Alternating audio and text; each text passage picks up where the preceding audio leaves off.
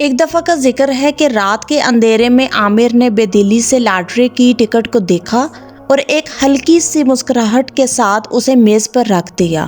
وہ جانتا تھا کہ لاٹری جیتنا کسی خواب سے کم نہیں، اور خواب کب حقیقت بنتے ہیں، لیکن قسمت نے شاید آج اس کے لیے کچھ اور ہی سوچ رکھا تھا۔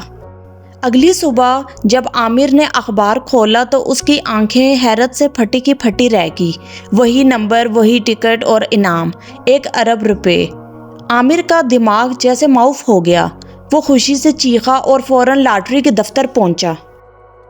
کچھ دنوں میں عامر کی زندگی یکسر بدل چکی تھی۔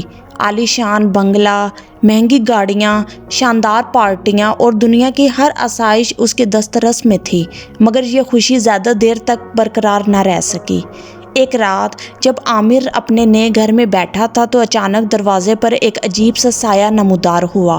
وہ دروازہ کھولنے ہی والا تھا کہ سایہ خود بخود اندر آ گیا۔ اس کی آنکھیں سرخ انگاروں کی طرح دکھ رہی تھی۔ تم نے جو دولت حاصل کی ہے اس کی قیمت چکانے کا وقت آ گیا ہے، وہ گرجدار آواز میں بولا۔ عامر کے جسم میں خوف کی لہر دوڑ گئی۔ کون ہو تم اور کیا چاہتے ہو؟ اس نے کپکپاتی آواز میں پوچھا۔ یہ لاٹری کسی عام اسکیم کا حصہ نہیں تھی، یہ ایک معاہدہ تھا۔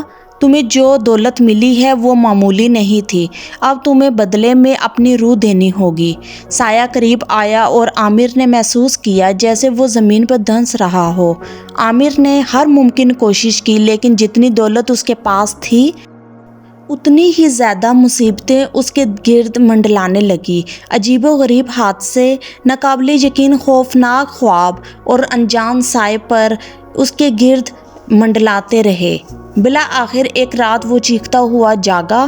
اس کی آنکھوں کے سامنے وہی سایہ کھڑا تھا۔ اب وقت آ گیا ہے، سایہ بولا، اور ایک لمحے میں عامر کی چیخوں کے ساتھ وہ ہوا میں تحلیل ہو گیا۔ اگلی صبح اخبار میں ایک خبر شائع ہوئی، معروف ارب پتی عامر پراسرار طور پر لاپتہ۔ کسی کو معلوم نہ تھا کہ عامر کہاں گیا، مگر جس نے بھی اس کہانی کو سنا وہ لاٹری ٹکٹ خریدنے سے پہلے 100 بار سوچنے لگا۔ اسی طرح سبق آموز کہانیاں سننے کے لیے ہمارے چینل کو سبسکرائب کریں۔